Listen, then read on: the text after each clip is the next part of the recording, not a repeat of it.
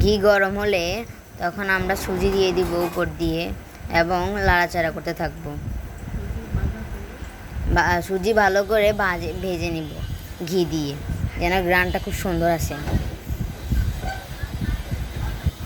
এখন আমরা ভালো করে নেড়ে চেড়ে নিব, যেন ঘির গ্রানটা সুজির ভিতরে ঢুকে যায়। হালকা একটু নেড়ে চেড়ে নিব। তারপর আমরা দিয়ে দিব 1 চিমটি লবণ দেওয়ার পরে আমরা হাফ কাপ চিনি দিয়ে দিব এবং ভালো করে নেড়ে চেড়ে নিব।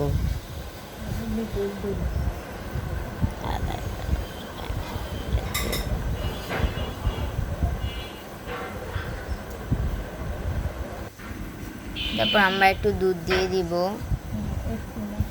লিকুইড দুধ দিয়ে একটু নেড়ে চেড়ে নিব, যেন এটা ভালো করে সিদ্ধ হয়।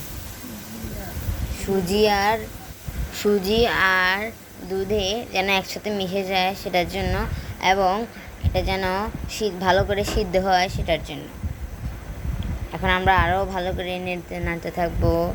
তারপর আমরা ফুড কালার দিয়ে দিয়েছি, অরেঞ্জ কালার। আপনারা আপনাদের মনের মতো করে আপনারা যে কালার খেতে চান সেই কালার দিতে পারেন। তারপর আরও ভালো করে নাড়াচাড়া করে নিব।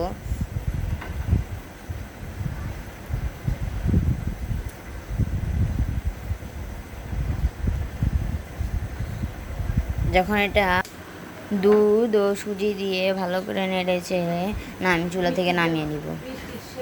মিষ্টি শেপ দেওয়ার মতো যখন এটা হয়ে যাবে, ভাপ হয়ে যাবে, তখন আমরা চুলা থেকে নামিয়ে নিব।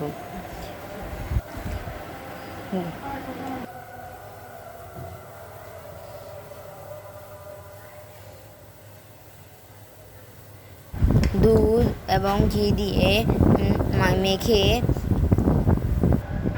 চির শেপ দিয়ে দিতে হবে।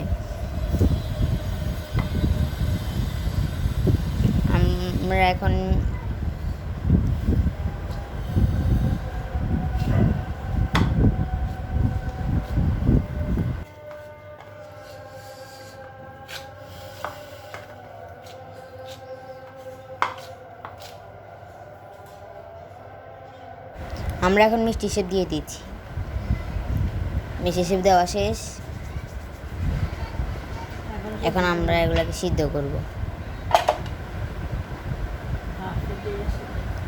ভাপে দিয়ে সিদ্ধ করব। এখন আমরা গুঁড়া দুধ 3 চামচ নিয়েছি, ঘি নিয়ে নিয়েছি।